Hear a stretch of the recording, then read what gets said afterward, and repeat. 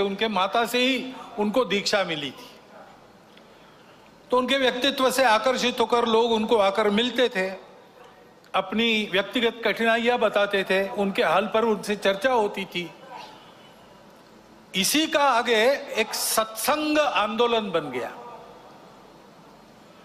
और 1925 में उस आंदोलन का भी विधिवत पंजीयन हुआ। उस आंदोलन का मुख्यालय आजकल देवघर में है। उनकी भी शताब्दी इस वर्ष 2025 इस वर्ष 2025 में चलेगी।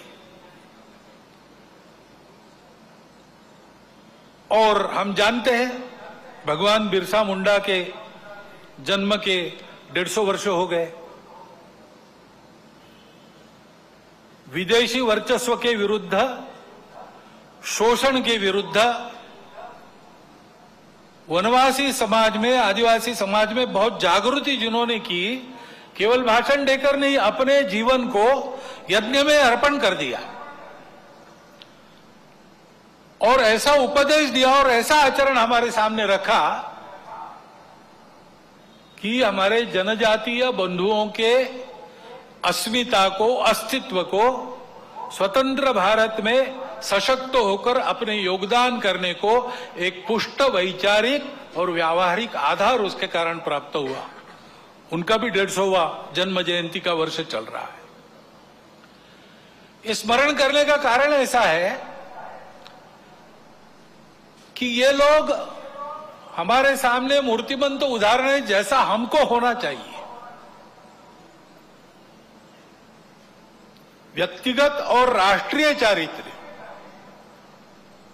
इन्होंने जो किया उसका हमको लाभ हो रहा है, ये बात अलग है,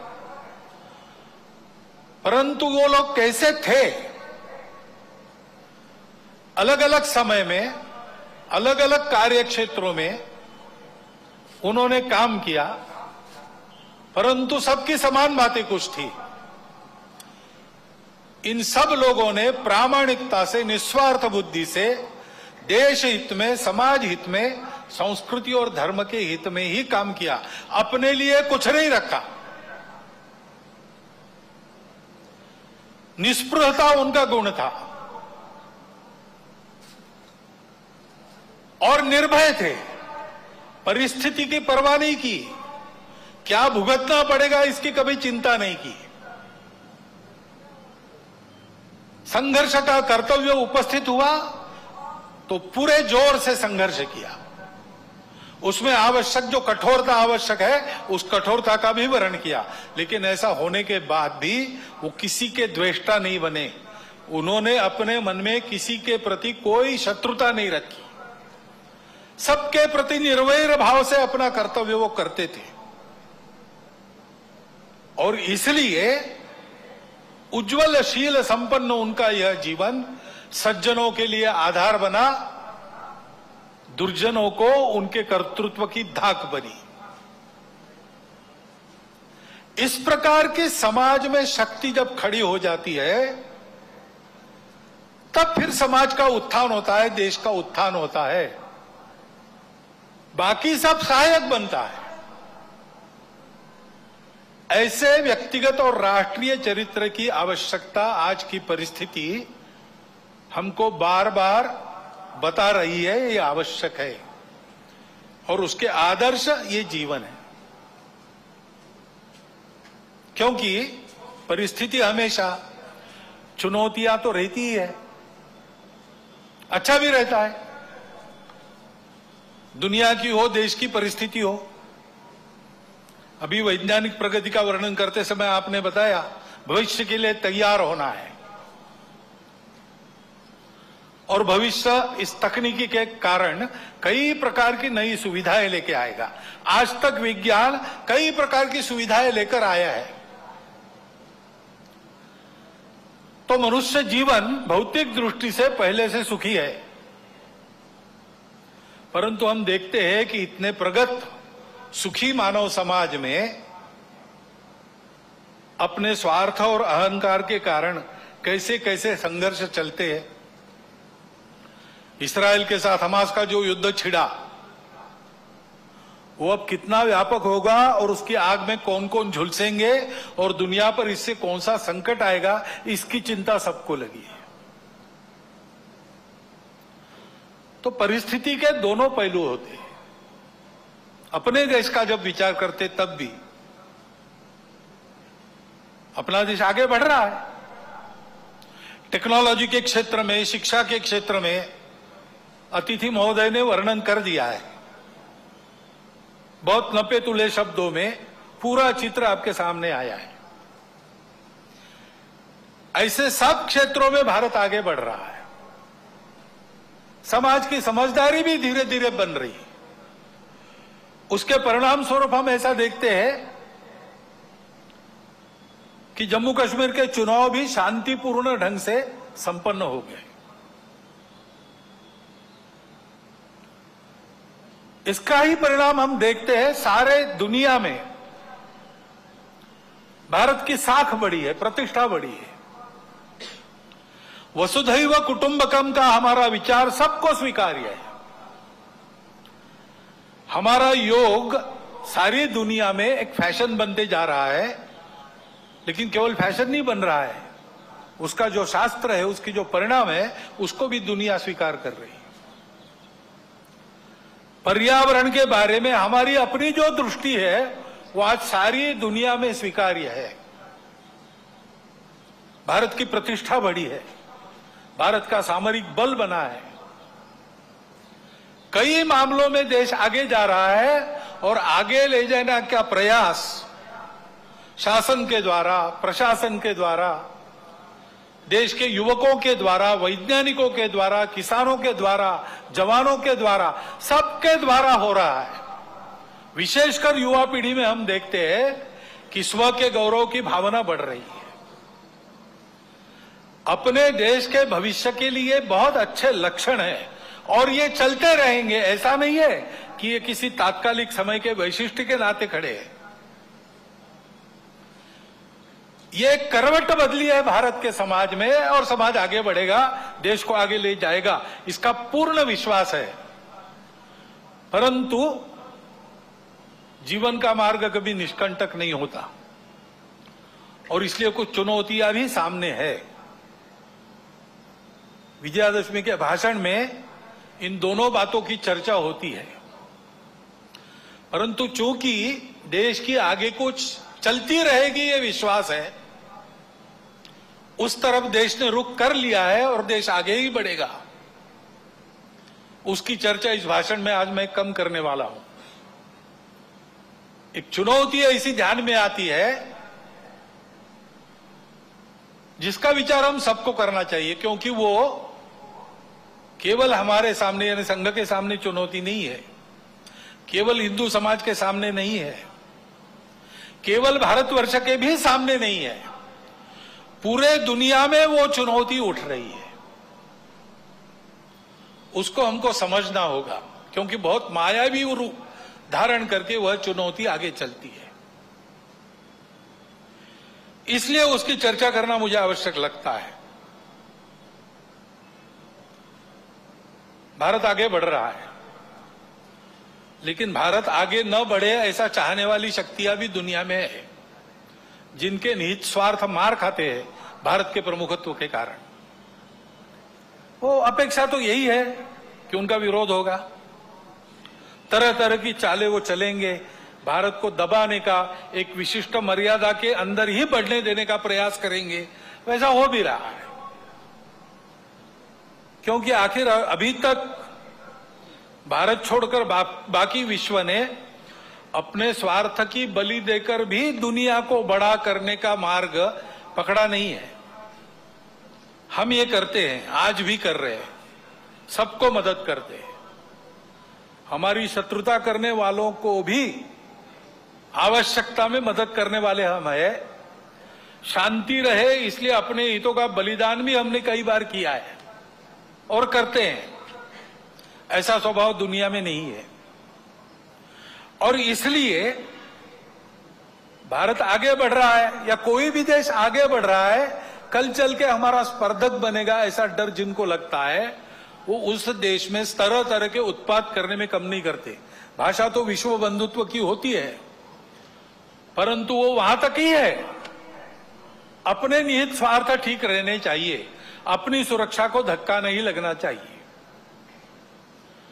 और इसलिए दूसरे देशों में कई प्रकार के उत्पाद खड़े करना, जनतांत्रिक तरीके से वहां कोई सरकार चुन के कारोबार कर रही, उसको नीचे लाना, ऐसा दुनिया में चलते रहता है।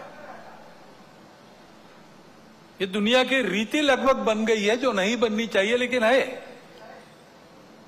अब हमारे पड़ोस में ही बांग्लादेश में क्या हुआ, उसके कुछ तात्कालिक कारण और पहलू है, ये बात ठीक है, लेकिन इतना बड़ा उत्पाद तो उससे नहीं होता।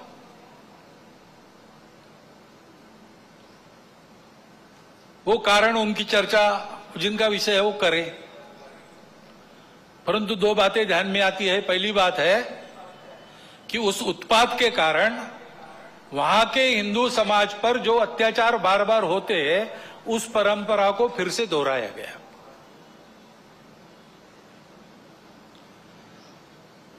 पहली बार वहां का हिंदू संगठित होकर अपने बचाव में रास्ते पर आया, इसलिए कुछ बचाव हो गया। परंतु कहीं कोई गड़बड़ हो, दुर्बलों पर अपना गुस्सा निकालने की ये जो कट्टरपन की प्रवृत्ति है, वो प्रवृत्ति जब तक वहां विद्यमान है, तब तक वहां के हिंदू क्या, वहां के सभी अल्पसंख्यक उनके सर पे खतरे की तलवार लटकी रहेंगी। उनको आवश्यकता है मदद की। विश्व भर के हिंदुओं की भारत के सरकार की सहायता उनको मिले, ये उनकी आवश्यकता है। परंतु इससे ये ध्यान में आता है, और ये ध्यान में आना चाहिए, हिंदू समाज के भी ध्यान में आना चाहिए कि दुर्बल रहना अपराध है। हम अगर दुर्बल है, असंगठित है, तो उसका मतलब हम अत्याचार को निमंत्रण दे रहे हैं। निमित्त कुछ नहीं चाहिए, हम दुर्बल है, यह निमित्त पर्याप्त है। और इसलिए जहां कहीं भी हम हैं, वहां संगठित रहना, सशक्त रहना, किसी से शत्रुता नहीं करना, हिंसक नहीं बनना, योगदान देने वाले बनना, परंतु इसका अर्थ दुर्बल रहना नहीं, अशक्त रहना नहीं। इसको हमको करना ही पड़ेगा। लेकिन दूसरी बात है हमारे सबके ध्यान देने की। अब वहां चर्चाएं ऐसी चलती है बांग्लादेश में कि भारत से हमको खतरा है, और भारत से खतरा है इसलिए पाकिस्तान को साथ लेना चाहिए, वही हमारा प्रामाणिक मित्र है। और दोनों मिलके, क्योंकि उनके पास न्यूक्लियर वेपन्स है, हम भारत को रोक सकते हैं। जिस बांग्लादेश के निर्माण में भारत की पूरी सहायता हुई, जिस बांग्लादेश के साथ भारत ने अब तक कोई वैरभाव रखा नहीं, आगे भी नहीं रखेंगे, उस बांग्लादेश में ये चर्चाएं हो रही है। ये चर्चाएं कौन करा रहा है? ऐसे वर्णन, नैरेशंस वहां पर चले, ये किन किन देशों की हित की बात है? ये तो देखने वाले, सोचने वाले समझते हैं, नाम लेने की आवश्यकता नहीं। हमारे देश में भी ऐसा हो, ये इच्छा है, क्योंकि भारत बड़ा बनेगा तो सब स्वार्थ के दुकान तो बंद हो जाएंगे, और इसलिए भारत का ये सामर्थ्य न बने। ऐसे उद्योग चल रहे हैं। Deep state, wokeism, cultural Marxism, ऐसे शब्द चर्चा में बहुत है। पिछले साल भी मैंने उल्लेख किया था। कुछ लोगों ने कहा था कि अपने यहां तो है ही नहीं। ऐसा नहीं है, अपने यहां है, बहुत पहले से है। क्योंकि केवल भारत नहीं, सभी सांस्कृतिक परंपरा के विरुद्ध ये विचार जाता है। परंपरा से दुनिया में कहीं भी कोई भी समाज जीवन में जो मंगल है, भद्र है, ऐसा मानता है, उसको ध्वस्त करना ये इनके कार्य प्रणाली का अंग है। और ये करने के लिए पहला सूत्र उनका होता है, इन्वेड द इंस्टीट्यूशंस। संस्थाओं को कब्जे में लो। शिक्षा संस्थान है, विद्यापीठ है, शिक्षा व्यवस्था है, माध्यम है, बौद्धिक जगत है, इन सब पर अपनी पकड़ कायम करके उनके द्वारा समाज में विचारों की विकृति का प्रसार करना, विचारों को बिगड़ना, अपनी परंपरा के प्रति, अपने स्वत्व के प्रति अश्रद्धा से उत्पन्न करना। हम ही अपने लोगों को गाली दे, हम ही अपने बातों को तुच्छ माने, उनकी लज्जा करें, इस प्रकार का वातावरण पैदा करना। इतना बड़ा समाज है, उसकी कई विविधताएं हैं, उन विविधताओं को अलगाव में परिवर्तित करना नहीं है। वहां कोई जबरदस्ती विविधता आरोपित करके हम विविध है इसलिए हम अलग है, हम विविध है इसलिए हम एक नहीं है, हमारे स्वार्थ अलग है, ऐसा नैरेशन देना। इतना बड़ा समाज है, छोटी मोटी समस्याएं सबकी रहती है, बड़ी समस्याएं भी रहती है। समाज की स्थिति में सब कुछ ठीक ही रहता है ऐसा नहीं, सुधारने का भी बहुत कुछ होता है, तो कई अन्याय चलते रहने वाले रहते हैं। इन सबको लेकर एक असंतोष उत्पन्न करना, संघर्ष उत्पन्न करना, टकराव की स्थिति उत्पन्न करना, लोगों को उग्र बनाना, व्यवस्था, कानून, सत्ता, प्रशासन, इन सब के प्रति अश्रद्धा, अनादर का व्यवहार सिखाना, इससे उस देश पर बाहर से वर्चस्व चलाना आसान होता है। पहले जैसा आपस में युद्ध करना अब आसान नहीं है। अब युद्ध इस प्रकार से होता है, इसको मंत्र विप्लव कहते हैं अपने परंपरा में। ऐसा मंत्र विप्लव चल रहा है और ऐसी भ्रम की स्थिति में उनको देश के अंदर भी कभी बार साथी मिल जाते हैं, जाने अनजाने। प्रजातांत्रिक देश है अपना, अनेक दल रहेंगे, उनकी स्पर्धा चलेगी, ये प्रजातंत्र की पद्धति है। लेकिन समाज में ये अलगाव, टकराव देश की एकता, एकात्मता, देश के वैभव संपन्न होने के प्रयास से बड़े बन गए, अथवा दलों के स्वार्थ समाज की सद्भावना और राष्ट्र की एकात्मता को गौण बनाकर चलाए गए, तो फिर किसी एक का पक्ष लेके उनके पीछे खड़ा रहना, खुद मैदान में नहीं आना। अल्टरनेट पॉलिटिक्स ऐसा कहते हैं, पर्यायी राजनीति। उसके आड़ में अपना ये एजेंडा और ये पद्धतियां चलाती है। और ये मैं कोई कॉन्स्पिरेसी थियरी नहीं बता रहा हूं।